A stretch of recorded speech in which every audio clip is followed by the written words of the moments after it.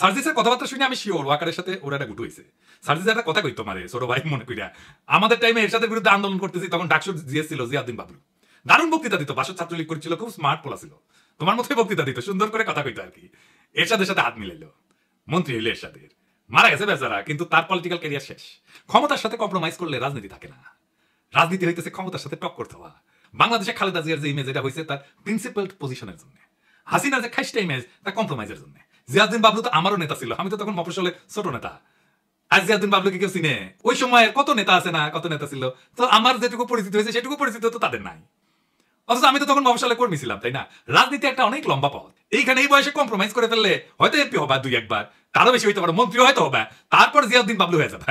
হাসনাত মন্ত্রী এমপি হইতে পারবে কিনা জানি না, কিন্তু বাংলাদেশের নেতা হবে, আগামীর বাংলাদেশের নেতা হবে, যদি তার ইমেজটা এইভাবে ধরে রাখতে পারে। মার্চ ফর গাজায় হাসনাত যে মিছিল করিচ্ছে না, ওর পাশের জায়গাটা তো তোমার হইতে পারতো সার্জিস, হয় নাই?